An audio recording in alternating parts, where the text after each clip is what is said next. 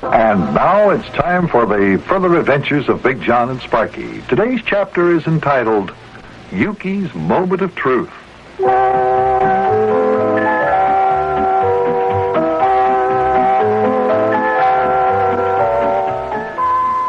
Sometimes when you're disappointed in love, boys and girls, it takes a long time to get over it. Maybe 2-3 days even. At least I found that to be the case when I was jilted by Rosalie McClenahan. She's such a nice girl, so pretty. Why she would want to marry my friend Yuki Butcher, I don't know. But, as they say in France, c'est la guerre. Whatever that means. As today's chapter begins, Sparkie and I are listening to the radio.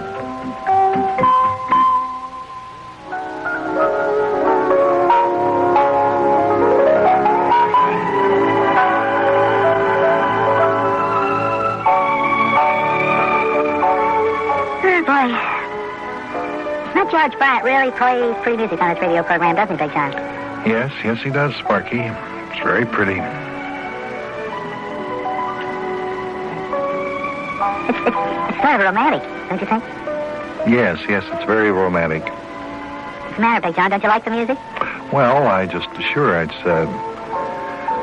tell you, if you don't mind, Sparkie, I wish you'd turn the radio off. That song reminds me of Miss McClenahan. And that was her favorite song. They always played it when she and I ate at the Cafe Viennese. Oh. Well, sure, I'll turn it off, Big Jon. There. Yeah, I guess you feel kind of bad because Miss McClenahan's going to marry Yuki, huh, Big Jon? There's the doorbell, Sparkie. Would you go see who it is, please, and save me a little trouble?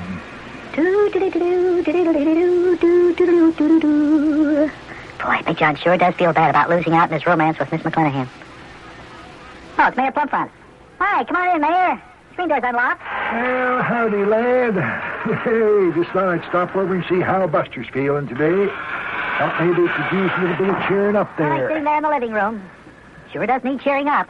Yeah, still feeling bad about Miss McClenahan getting married, is he, lad? Well, howdy, Buster. How you be today? Oh, hello there, Mayor. Come on in and sit down. All righty, don't mind if I do. Yeah, sure. Boy, you got here just in time, Mayor. We really need some help around here. How's that? I don't, but Big Jon does. He's just feeling so bad. His busted-up romance just comes tumbling down around his ears. Just can't get over Rosalie McClenahan and Yuki Butcher going to get married. Yeah, let's just forget about the whole thing, shall we? I mean, Yuki's going to marry Miss McClenahan, and that's that. But if you ask me, Yuki played a dirty trick on Big Jon, going out and stealing Miss McClenahan away like that. Oh, now, Mayor, don't talk like that. All's fair in love and war, and Miss McClenahan just happened to prefer Yuki to me, and that's that. Well, I may as well tell you, Buster, all the fellers in our bowling club and the Limburger Cheese and Marinated Herring Lovers Society of Cincinnati are talking. Yes, sirree, they're all saying Yuki done played a dirty trick on you. Oh, now, Mayor, I can't allow the boys to talk about Yuki like that. Well, they are, Buster, and I agree with them. Yes, sir, I agree with them. Well, now, Mayor, I'm just going to have to show everyone that there are no hard feelings between Yuki and me. After all, Yuki's a mighty nice fella. I like him very much, and I still consider him one of my very best friends in spite of everything that happened. Oh, Big Jon, that's mighty sporty of you. Mighty nice. I know what I'll do. I'll just give a bachelor party for Yuki. I mean, all the girls always have a shower for the bride. We'll have a shower for Yuki. Everybody has to bring a gift. Well, now, ain't that nice? Yeah, that's a wonderful idea. Who are you going to invite? Why, I'm going to invite all of Yuki's friends. All the members of our bowling club and all the fellows of the Limburger Cheese and Marinated Herring Lovers Society of Cincinnati. That's what I'll do, and I'll start inviting them right now. We'll make it a big surprise on Yuki. I'll just call all the boys now. Say, what do you think of that, lad?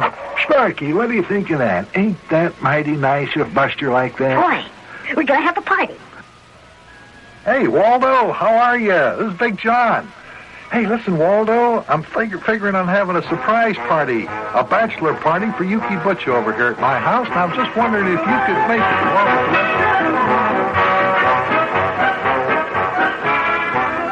That's right, Clarence. Okay, well, we'll be expecting you Saturday night. Yeah, don't forget to bring your zither.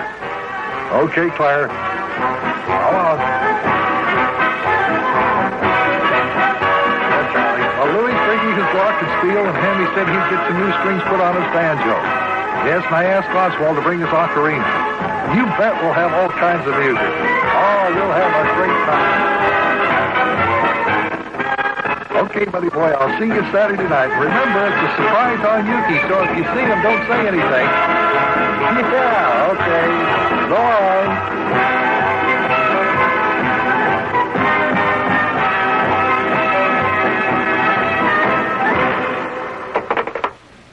Well, that's the last one on the list. Everybody in the bowling club and the Limburger Cheese and Marinated Herring Lover Society of Cincinnati invited. 48 fellas, plus you and me, Mayor. That makes an even 50. Oh, boy. Ooh-wee, that's going to be some party. Yes, sir. Yes, sirree. Say, it's really going to cost you something to buy a Limburger cheese and marinated herring and everything else that goes along with a lunch like that for 50 fellers, Buster. Well, I thought I'd pass the hat after everyone gets here, Mayor. I know if everybody chips in a couple of dollars, that should just about cover it.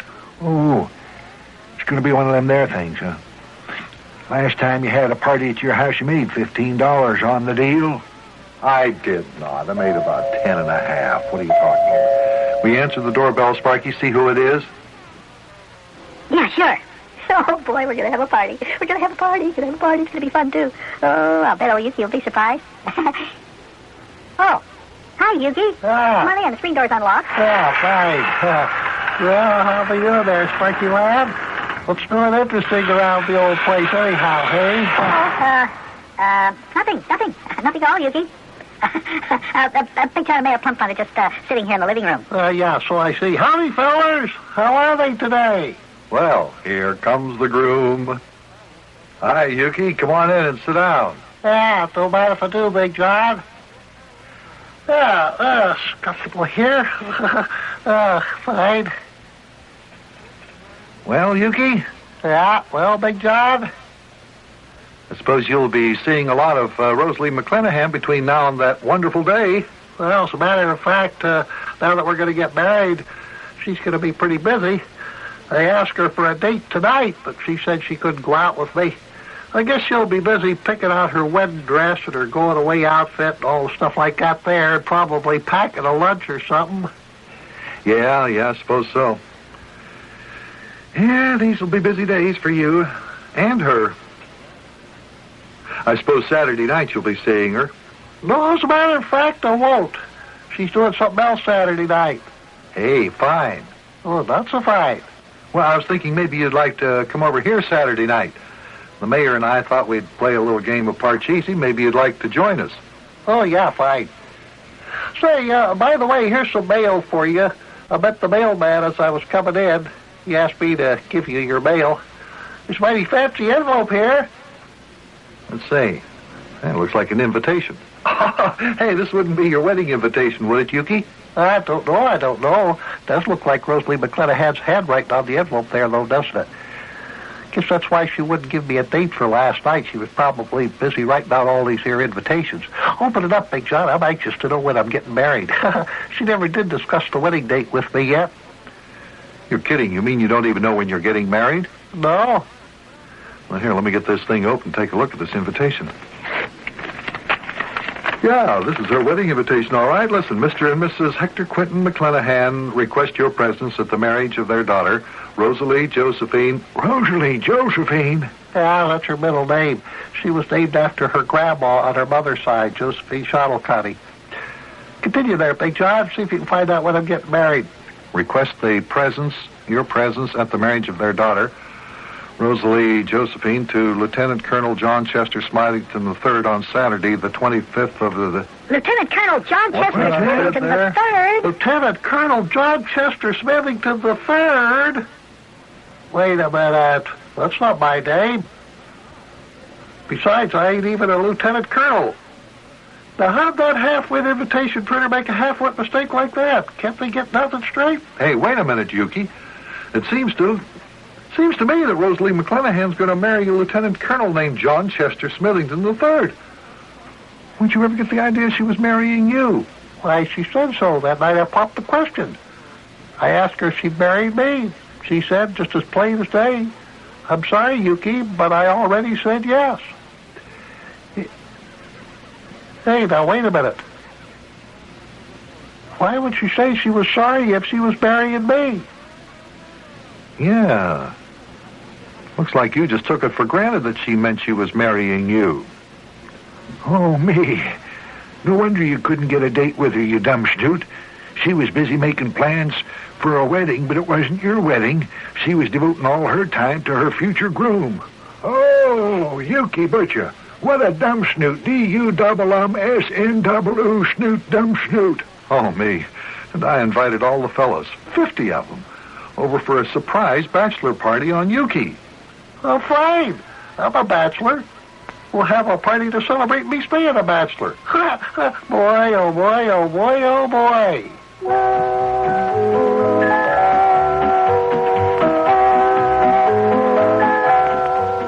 Well, now, what do you think is the latest development? It turns out Rosalie McClanahan isn't going to marry Yuki either. She's getting married to a lieutenant colonel named John Chester Smithington III. Oh, Yuki just thought she was going to marry him. Well, if you ask me, kid, it looks like everything turned out just fine. And we're going to have a party celebrating Yuki staying a bachelor. Boy, will we ever have fun. Oh, man. Boy, oh boy, oh boy.